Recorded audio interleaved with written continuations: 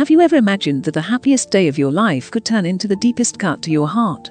You plan your dream wedding, believing your family will share that joy with you. But instead of supporting you, they chose to stand with your sister, using your trust and your future just to please her. When the truth surfaced, every promise felt like a blade, and you had to decide: stay silent or rise up and protect your own happiness. If it were you, what would you do? Step into this story with me and share your thoughts in the comments. And if you love touching drama stories like this, a gentle like or subscribe is more than enough to keep walking this path together.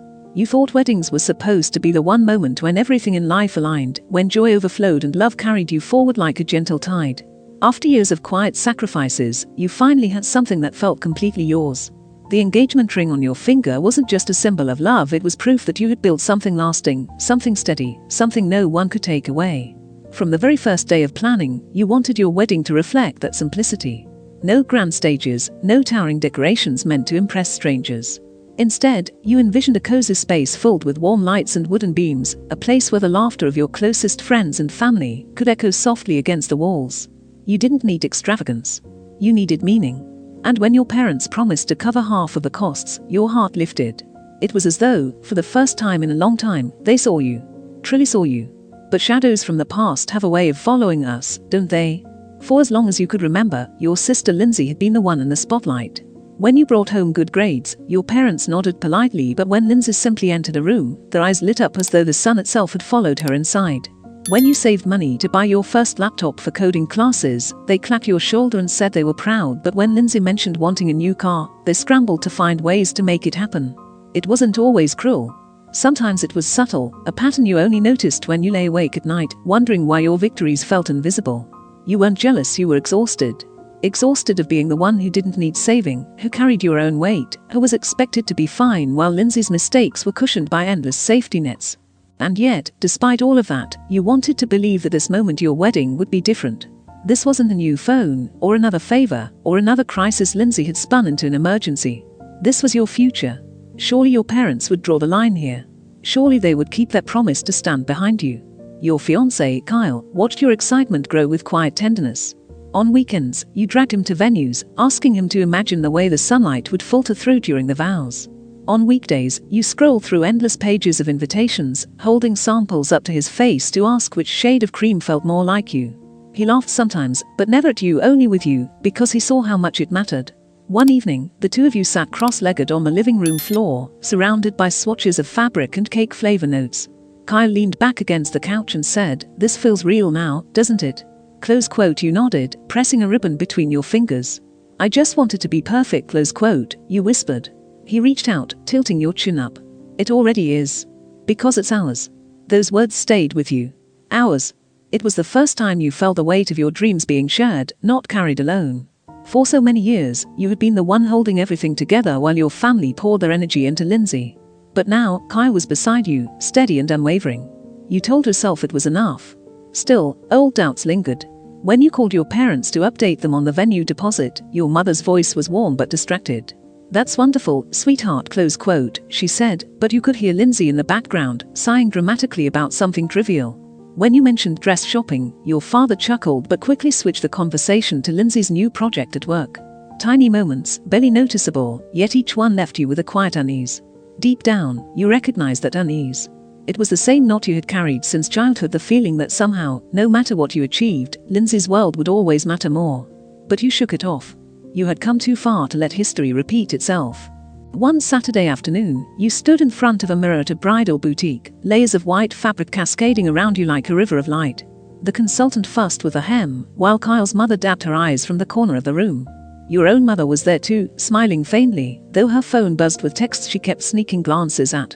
For a brief moment, you let yourself imagine your father's proud smile as he walked you down the aisle, your mother clapping with genuine joy, Lindsay sitting quietly in the crowd, finally allowing you to have your moment.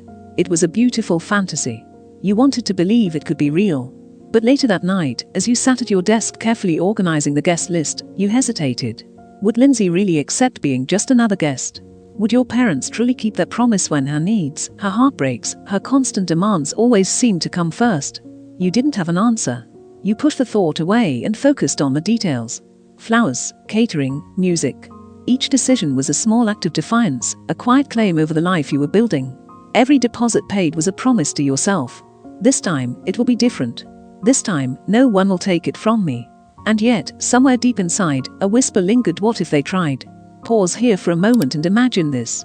Years of being the second choice, years of swallowing your voice, years of watching someone else be lifted high while you stood in the background. Now, you are on the verge of the most important day of your life, and for once, you dare to believe the spotlight is finally yours. But in the quiet corners of your heart, you wonder, will they let you keep it? Optional hyphen: if you were in this position, would you trust your family to keep their promise, or would you already start guarding your happiness? Share your thoughts below. Your perspective matters more than you know. And if stories like this resonate with you, if they make you pause, reflect, and feel seen, then consider gently tapping that like button or subscribing.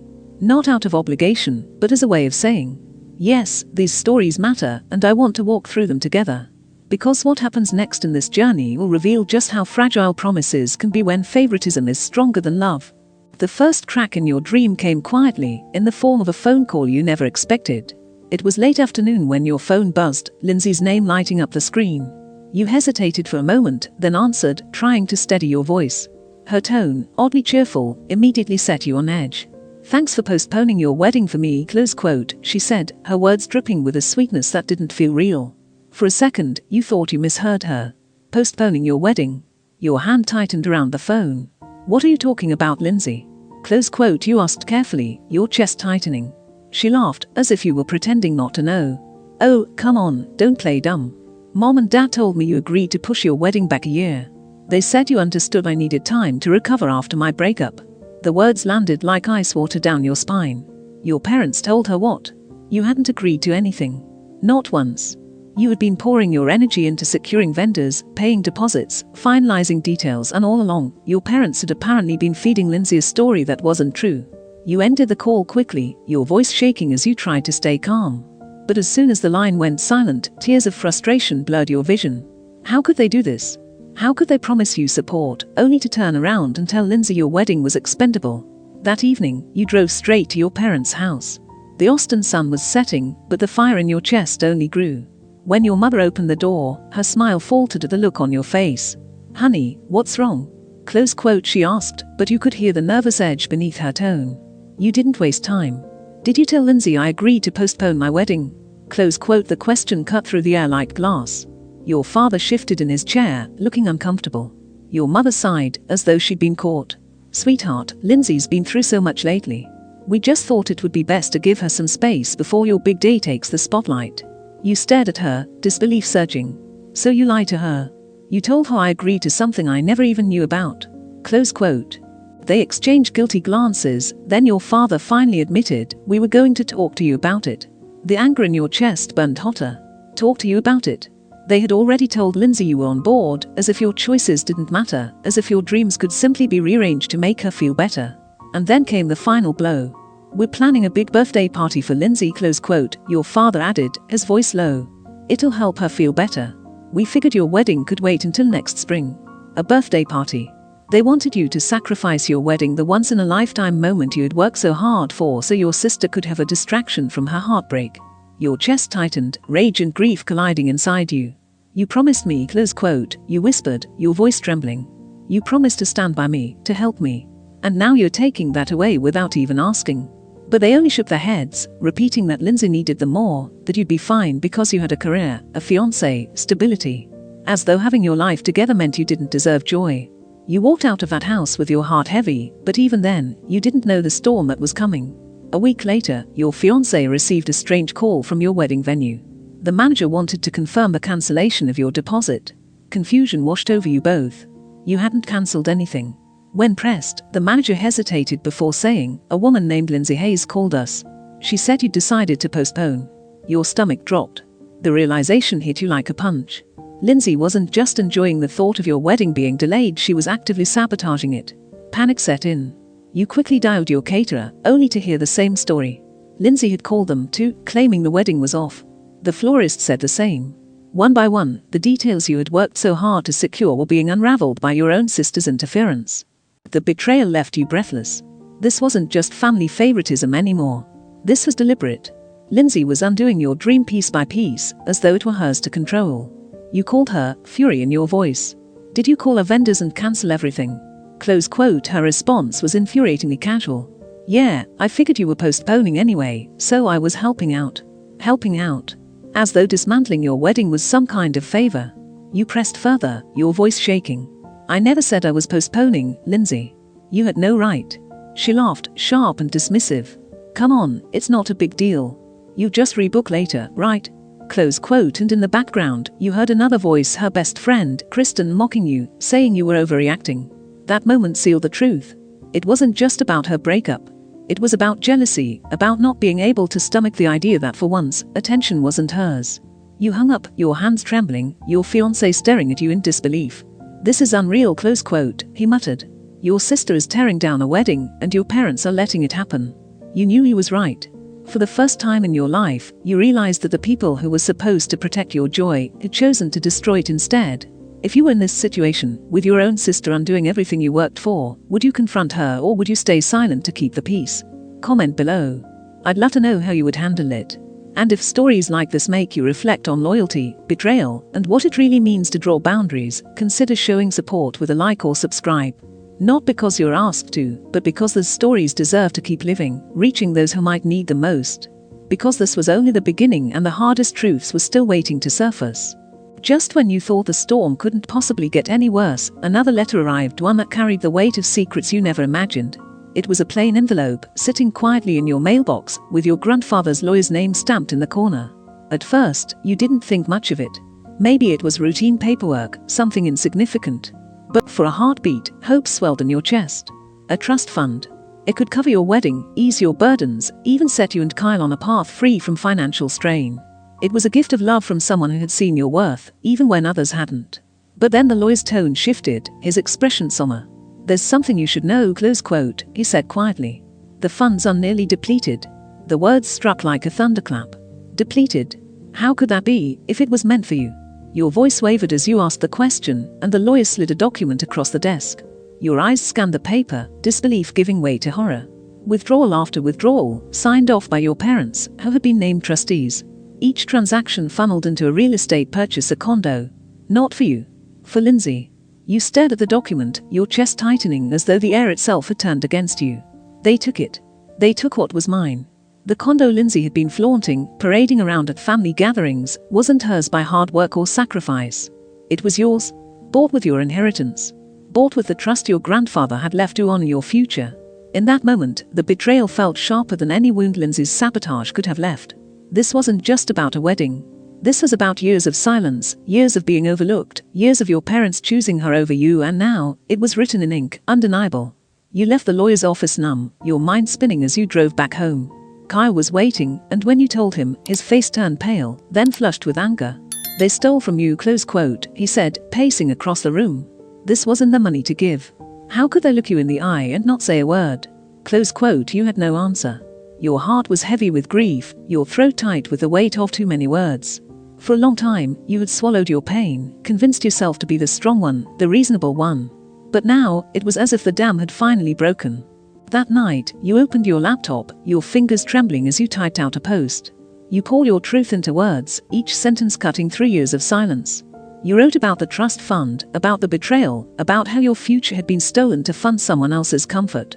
You didn't expect much, perhaps a few friends to understand, to offer support. But by morning, the post had spread like wildfire. People shared it, commented on it, expressed outrage. Unbelievable. You deserve so much better. Neighbors, co-workers, even distant acquaintances weighed in. And as the post grew, so did the whispers around your parents and Lindsay. Their carefully polished image was cracking, the truth spilling into the light for all to see. For once, the world saw your side of the story. For once, you weren't invisible. But the price of truth was heavy. 2 weeks before your wedding, your family showed up at your apartment, their faces tense, their voices sharp. Lindsay accused you of humiliating her publicly, your parents claimed you were tearing the family apart. They spoke of loyalty, of appearances, of how you had made them look like monsters. But you stood your ground, your voice steady even as your heart pounded. Family doesn't lie. Family doesn't steal. And family doesn't try to destroy each other's lives. Their silence said everything. That night, as you sat with Kyle, exhaustion washing over you, a strange clarity settled in. You realized that no amount of patience, no amount of bending yourself into silence, would change who they were. They had chosen their path, and now you had to choose yours. If you uncovered that your inheritance had been secretly used to fund someone else's life, would you confront them, or would you let it go for the sake of peace? Think carefully. Because sometimes, peace built on lies is the heaviest burden of all. And as you drifted to sleep that night, one thought echoed louder than the rest. This wasn't just a family conflict anymore. This was the moment when you finally drew a line in the sand, knowing that once it was crossed, there would be no going back. The days after your revelation felt strangely quiet, as if the air itself was holding its breath. You had spoken your truth, laid bare the betrayal that had lived in the shadows for far too long, and now the echoes of it traveled further than you ever imagined. What began as a single post turned into a ripple through your community, touching neighbors, friends, and even strangers who understood what it meant to be silenced by the people meant to protect you. But while the world outside began to see the cracks in the perfect image your family had built, inside your heart, the weight of their betrayal lingered. You could not escape the memory of their faces when you confronted them: Lindsay's burning anger, your mother's defensive words, your father's refusal to meet your eyes. They hadn't apologized. They hadn't even tried to understand. Instead, they blamed you for the truth becoming known. The consequences arrived swiftly. Lindsay's career, once polished and glittering, began to unravel. As a PR representative, her reputation depended on trust and integrity. But now, whispers followed her into every meeting. Clients who once valued her charm and influence quietly pulled away, unwilling to associate with someone whose own family accused her of benefiting from dishonesty. A major account, one she had bragged about for months, ended their contract without hesitation. The confidence she once displayed faltered, her carefully curated image slipping through her fingers like sand. At the same time, your parents faced their own unraveling. In the quiet suburban neighborhood where they had spent years cultivating friendships, their betrayal became the subject of hushed conversations. At book clubs, barbecues, and community gatherings, neighbors exchanged uneasy glances. Invitations that once came freely now never arrived. Even their oldest friends found it hard to reconcile the couple they thought they knew with the choices they had made. One neighbor confronted them directly. Why would you take what was meant for her? Why give it away without a word? Close quote. Your parents brushed it off with tired excuses, but you knew the sting of those questions lingered. They had built their lives on the illusion of being respected, upright members of the community. Now, that illusion was gone. Meanwhile, you and Kyle moved forward quietly but resolutely. Without your parents' promised support, you faced the daunting reality of funding the wedding yourselves. It wasn't easy. Budgets were stretched, deposits had to be renegotiated, and some dreams had to be scaled down. Yet, in that process, something unexpected happened. You discovered the freedom of building a life without their interference. Kyle's parents, Thomas and Nancy, stepped in gently. They didn't try to take control or make decisions for you. Instead, they offered support, not just financial but emotional. One evening, over a simple dinner at their home, Thomas handed you an envelope. Inside was a gift to cover your honeymoon. His words were simple. You deserve to begin your marriage with joy, not with burdens. Nancy reached across the table and squeezed your hand, her eyes warm with pride. In that moment, you felt seen in a way you hadn't experienced with your own parents for years. As the wedding day approached, you found yourself embracing a different vision. It wasn't the grand event you once thought it might be. Instead, it became something quieter, more intimate yet far more meaningful. Every flower, every note of music, every seat filled was chosen with care, with intention, with love that was real and untainted. The morning of the ceremony, you stood in front of the mirror, adjusting the simple white dress you had chosen. Your heart was pounding, but not from fear, from gratitude. Gratitude for the man waiting at the end of the aisle, gratitude for the people who stood beside you, gratitude for the strength that had carried you through heartbreak and betrayal. When you walked down that aisle, the weight you carried for so long seemed to lift. The chairs where your family might have sat were empty, but instead of sorrow, you felt release. Their absence was a statement, a reminder that love is not measured by blood, but by choice, by action, by honesty. Kyle's parents sat in the front row, their smiles wide, their support steady. As you met Kyle's eyes, you saw not just love but also pride, admiration for the courage it had taken to protect your happiness. And when you spoke your vows, you weren't just promising him forever, you were promising yourself that you would never again let anyone steal your future. That evening, as you and Kyle shared your first dance, laughter filled the garden. Friends clapped along to the music, children ran between tables, and the night air carried a sense of freedom. For the first time in months, your heart felt light. You had walked through fire, and now you stood in the glow of your own resilience. But as your joy grew, so did the unraveling of your family. Lindsay's once busy social media fell silent. Her friends drifted away, unwilling to defend her choices. She posted vague apologies, but they rang hollow. The truth had already spoken louder than any excuse she could offer. Your parents, too, withdrew from the world they once thrived in. The neighbors who had once waved warmly now avoided their eyes. Their house, once a hub of gatherings, grew quiet, the silence heavy with unspoken regret. And yet, despite everything, a part of you still ached. Because betrayal from strangers is one thing, but betrayal from family leaves scars that run deep. As you looked around on your wedding day, surrounded by love and laughter, you couldn't help but wonder, why hadn't they chosen differently? Why hadn't they chosen you? If you were in this moment, your family absent, your happiness intact, would you feel sorrow for what you lost, or peace for what you gained? That question lingered, even as the music played and the night stretched on. But one truth had become clear. Your strength had carried you here, and no betrayal, no favoritism, no stolen inheritance could erase the life you had built with your own hands. And for the first time in a long time, you felt free. Looking back, you realized the journey was never just about a wedding. It was about learning to choose yourself in a world that so often demanded your silence. For years, you had bent and broken pieces of your heart to keep peace, to be the one who managed while others faltered. But when the truth came out about the cancellations, about the stolen trust, about the favoritism, you found a courage you didn't know you had. On your wedding day, surrounded not by those who shared your blood but by those who shared your love, you discovered that family is more than titles. Family is the people who show up, who protect your joy, who honor your truth. The empty chairs where your parents and sister might have been became symbols, not of loss, but of freedom. If it were you, would you have chosen forgiveness, or would you have chosen boundaries? And now, as you step forward into a life built on honesty and love, you carry a lesson etched into your heart.